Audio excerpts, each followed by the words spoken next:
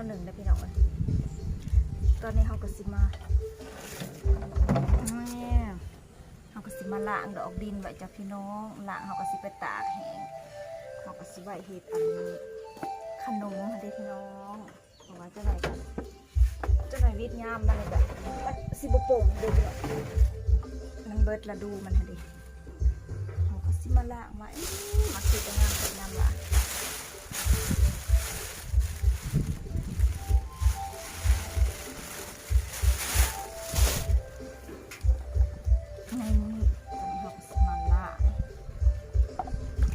มาใส่น้ำเลยพี่น้องใส่2 น้ำพี่น้องล้าง2-3 น้ำหมด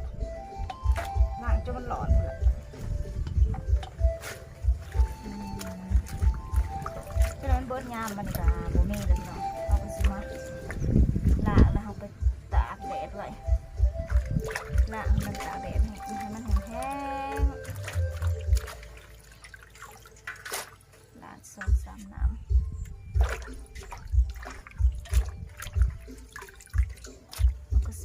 ตากใส่กระดงถ้าไทยก็คือสิเคยกินอยู่ดอกอยู่ใส่กับนี่นะพี่น้อง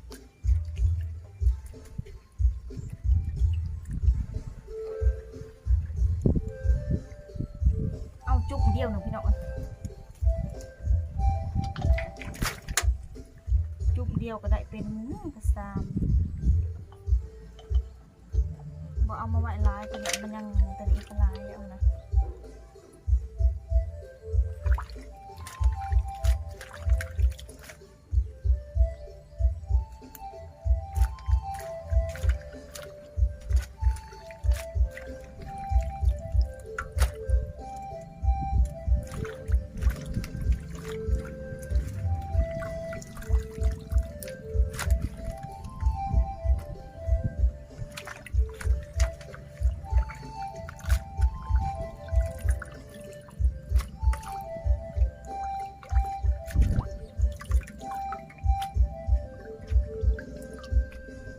เห็นยังก็เอาพี่น้องน้ำปลาว่าแต่แนวอัน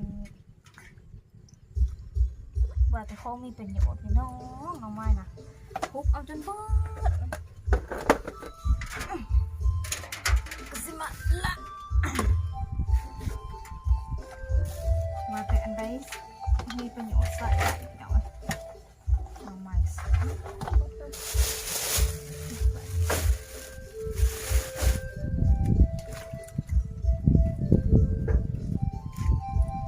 นี่ที่ว่าบุกพ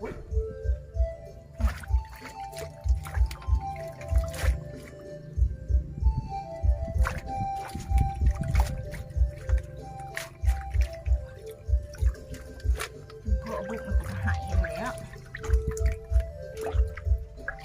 กระดิหมดแล้ว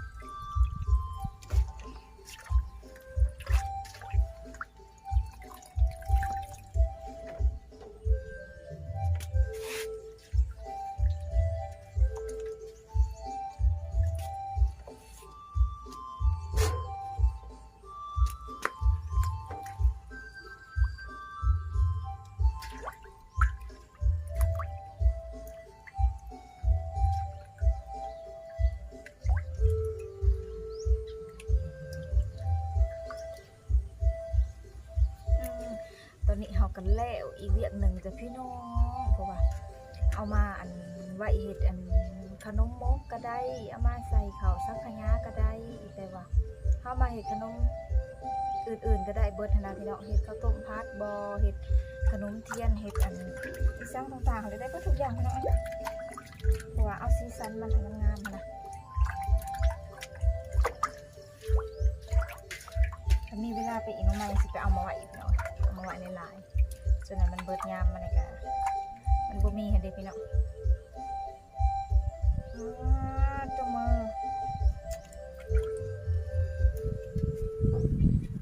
ดำเบิดเลยมือข่อยนี่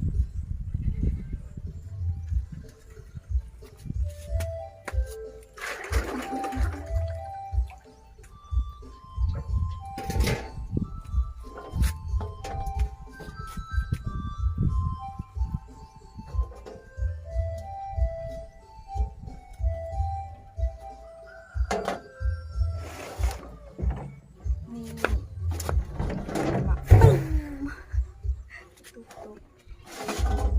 อันนี้เขาก็สิมาพึ่งไว้มาพึ่งตากใส่กระด้งไว้ให้มันแห้ง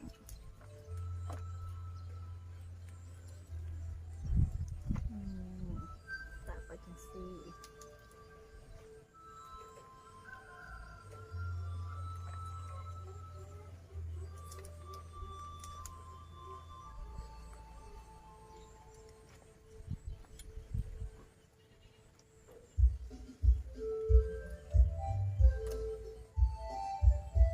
เราก็สิเอาไปอันว่าอยู่อันตากไปล้างคาให้มันแห้ง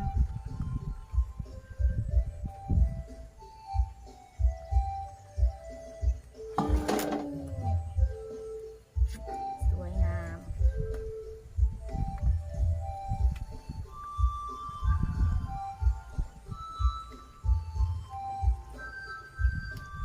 มันหนาแท้ที่มันสิแห้ง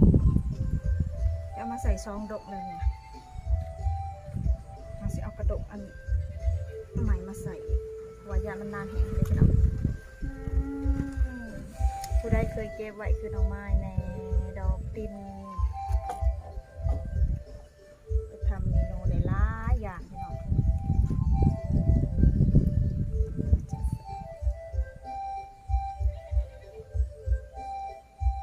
เขาเก็บเอาดอกจูมมันจังสีมันจังอันนะ